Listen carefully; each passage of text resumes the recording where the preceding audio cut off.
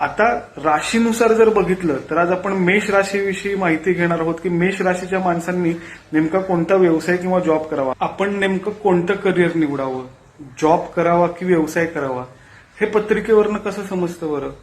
तर पत्रिकेतलं दशम स्थान याला कर्मस्थान समजलं जातं आणि त्यात दशम स्थानाचा जो उपनक्षत्र स्वामी आहे त्याच्या एकंदरीत अभ्यासावरून आपल्याला आपण कोणतं करिअर निवडावं, जॉब करावा की व्यवसाय करावा याचं मार्गदर्शन आपण कुंडली पाहून करू शकतो.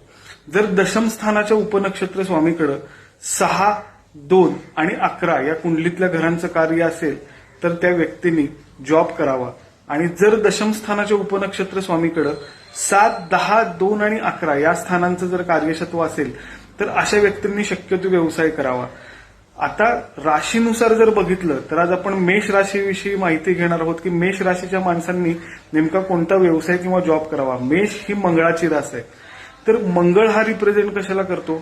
मंगळाला सेनापती म्हटलेला आहे. मंगळ हा धाडशी ग्रह आहे, मंगळामध्ये हिंमत खूप आहे, अग्रेसिव्ह आहे खूप मंगळ. तर मंगळाच्या राशी ज्या आहेत, मंगळाच्या राशी कोणत्या? मेष रास आणि वृश्चिक रास. तर असे जे लोक आहेत अशा लोकांनी शक्यतो आर्मी, पोलीस फोर्स, अग्निशामक दल जिथं रिस्क घेऊन काम करण्याची खरंच गरज असते अशा क्षेत्रामध्ये काम करावं. कारण ही क्षेत्र अशी आहेत ना, इथं रिस्क घेतल्याशिवाय कोणतंही काम होत नाही आणि मंगळ ती रिस्क घेण्याची तुम्हाला हिंमत देतो, जिद्द देतो.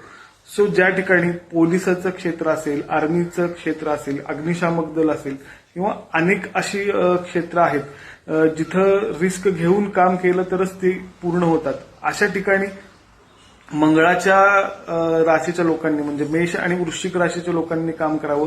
शिवाय ज्यांना दशम स्थानाचं उपनक्षत्र स्वामी मंगळ येतो अशा लोकांनी देखील धाडसाची जिथं जिथं कामं असतात किंवा एखादा माणूस असेल तो जिम ट्रेनर बनू शकतो, ह्या सगळ्या गोष्टी मंगळाच्या आधिपत्याखाली येतात.